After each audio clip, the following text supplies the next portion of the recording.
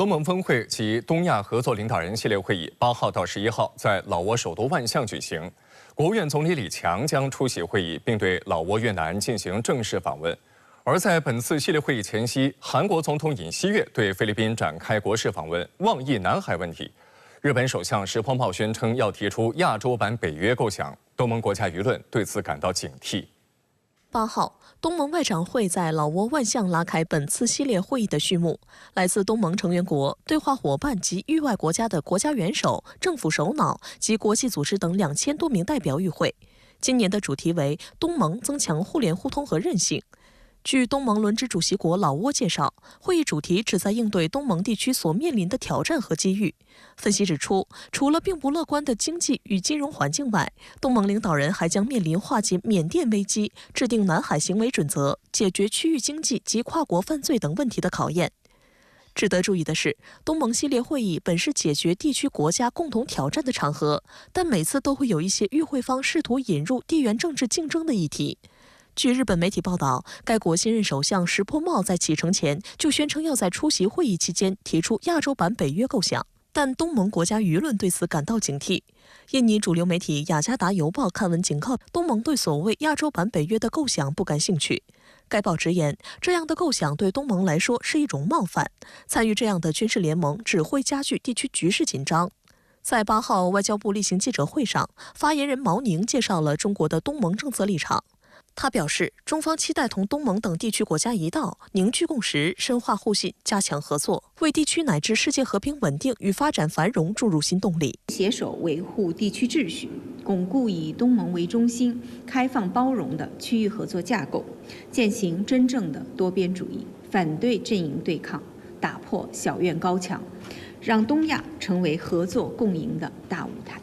另据韩联社报道，韩国总统尹锡悦在参加东盟系列会议之前访问了菲律宾和新加坡，这也是韩国总统时隔13年再次访菲。7号，尹锡悦与菲总统马克思会谈，双方称同意加强国防合作，并将韩菲关系提升为战略伙伴关系。尤其值得警惕的是，韩菲还讨论了南海问题和朝鲜半岛局势。有分析认为，韩国不是南海问题当事方，菲律宾也不是半岛问题当事方，双方就这些事情进行商讨，没有实际影响，但释放出跟随美国印太战略选边站队的政治信号。外界注意到，在尹锡悦之前，韩国总统几乎从不就南海问题表态。中国外交部此前曾回应表示，韩国不是南海问题的当事方，有关做法无助于维护南海和平稳定，更不利于中韩关系发展。中方敦促韩方在南海问题上谨言慎行。上任不到1周，日本首相石破茂就因前石破派瞒报政治现金问题被检举，自民党黑金丑闻曾引发日本政坛大地震。虽然石破茂派系涉及金额很少，该派系也早就在2021年解散，但是3年后才遭到检举，且在石破茂刚刚出任首相之后引发关注。日本首相石破茂7号在官邸接受媒体采访时承认，确实存在相关问题，但属于事务性失误，今后将避免类似情况发生。石破茂曾领导一个名为水月会的派系。本月3号，也就是石破茂当选首相后的第3天，日本神户学院大学教授上胁博之向东京地方检察院提交检举信，对石破茂等人进行检举，指控水月会在2019年至2021年举办的政治集资宴会中，收支报告的收入部分少记了总数约80万日元，约合人民币3.8万元。石破茂被认为是自民党内的少数派。2015年，为与安倍晋三竞争自民党总裁，成立了自己的派系水月会，但始终缺乏号召力。在2020年的党总裁选举中败给菅义伟后，派阀所属议员接连退出，最后只剩下12人，派阀运营出现困难，2021年宣布解散。值得一提的是，瞒报政治现金，给自己的派系搞小金库，是自民党派阀政治多年来的痼疾。今年早些时候遭大规模检举而曝光一系列黑金丑闻，引发自民党内部大地震，党内所有派系解散。不过，日本舆论普遍认为，自民党派阀的解散不过是假装解散，派阀的核心根基实际上依然存在。不论派阀解散是真是假，自民党的支持率一路走低。石破茂9月底选上自民党总裁后，曾表示要挽回因此而受损的国民信心，但不到1周，他自己就遭人检举，令日本舆论哗然。很明显的呢，就是在选举时间，大家都没有讨论这个事情，但是呢，选举完以后，他坐上了这个首相的位置呢，就马上出现人家就攻击这个，那显然就是那个安倍啊、麻生派对他的不满意嘛，因为他们本来是支持那个高市早苗嘛，没有当选。最新的调查显示，石破茂内阁支持率为50.7%，为2002年以来最低的新任首相，低于2021年岸田内阁新成立时的55.7%，也低于菅义伟内阁当时的66.4%。一位匿名的日本前内阁部长认为，如果自民党在接下来的众议院选举中失去多数席位，石破茂则可能会被迫辞职。石破茂面临的棘手问题主要有3点。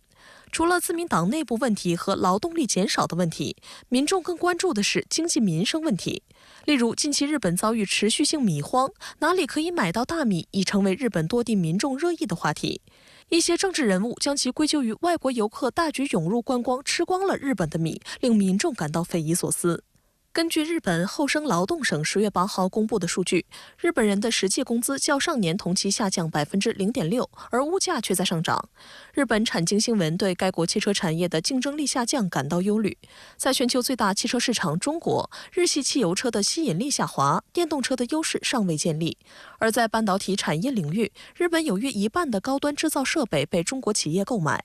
该报认为，半导体产业政策近年来受到美国的影响越来越明显。原本日本参与的东亚半导体产业链合作正在遭到人为的破坏。此外，近日中国股市大涨，带动东京证券交易所上市的中国股票和基金飙涨。有日本舆论呼吁石破茂要倾听股市声音。外界认为，石破茂在其首次施政演说中重提中日战略互惠，是对民意的积极回应。海关数据显示，中国是日本最大贸易伙伴、第2大出口对象国和最大进口来源国，且两国贸易实现了基本平衡，显示互补性很强。2023年，中日贸易总额3180亿美元，其中中国出口额1575.2亿美元，进口额1604.7亿美元。因为日本要真正解决它经济困境啊，还是不可避免要跟中国要强化经贸互动，这是世界的这个第2跟第4大经济体嘛，之间就在这个同个区域嘛，所以说他既然强调稳定而且不是他两国的稳定，他是说这个区域的稳定嘛，来讲的话，经济就变成一个很重要的部分。石破茂的对华态度颇为复杂。自2002年出任日本防卫相以来，石破茂从未参拜过靖国神社，还主张把甲级战犯从靖国神社中移出来。石破茂还曾指出，中日两国应建立相互理解、相互帮助的合作体系，承认历史问题对中日关系的重要影响，还认为日方需要对过往向中国道歉。然而，石破茂在选举之前突然窜访台湾地区，与赖清德等人会面。